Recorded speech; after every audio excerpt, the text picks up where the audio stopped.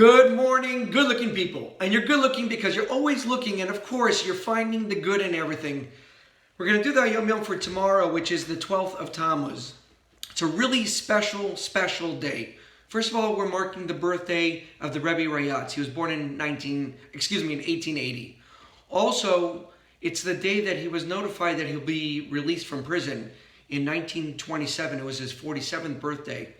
The Rebbe Rayatz essentially is the symbol of sacrifice, that he put everything on the line for all the Jewish people, not just the religious, not the Hasidim, not just the Lubavitch, but every person that's categorized as a Jew, he sacrificed for. We'll read the Hayom Yom inside, and there's a lot of notes, and I will give them all to you. But the idea of today is really to push through when it comes to learning Torah and being an observant Jew and everything else that we stand for. Sometimes we hit a wall and it's a block and we just feel like we can't go further. What the Rebbe Rayatz stood for is pushing through.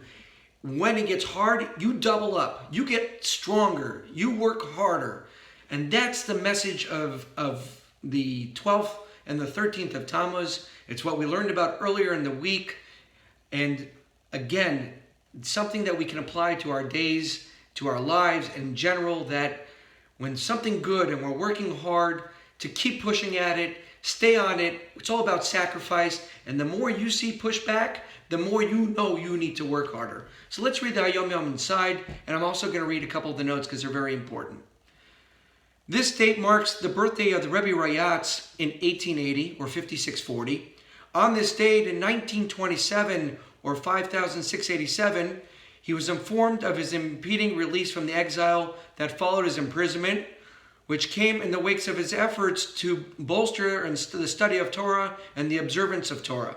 From a letter of the Rebbe Rayatz, the 2 days of redemption, the 12th and the 13th of Tammuz, may they arrive favorably.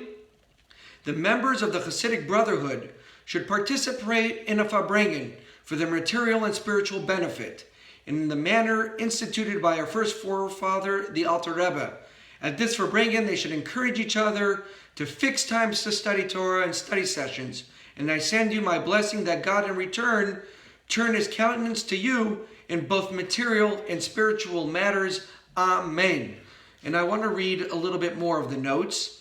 In the famous letter that the Rebbe Rayatz addressed to the Hasidim in anticipation for the first anniversary of his release, he emphasized the collective nature of the celebration. It was not myself alone that the Holy One, blessed be He, redeemed on Yud Beis Tammuz, but those who love the Torah and observe its commandments, and so too to all those who merely bear the name Jew. For the heart of every man of Israel, irrespective of his particular level in the observance of mitzvahs, is profoundly bound with God and His Torah.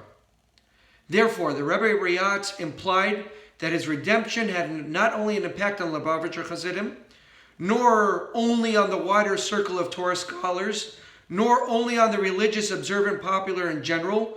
The ripples of Yud Beis Tammuz spread out to influence the entire Jewish people. Furthermore, just as the significance of this event is boundless in scope, so it's boundless in time, generating newer and greater spiritual energy every year.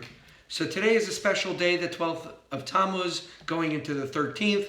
Tachnun is not said. It's a day of making resolutions to study Torah, to set times for Torah, but to also to push yourself, really dig deep and make something special.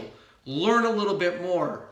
Try to do better every single day. And again, the sacrifice from the Rebbe Rayatz tells us that when we hit that wall or we feel like we're plateauing and we're comfortable, just dig deeper, go harder, and we will see more benefits.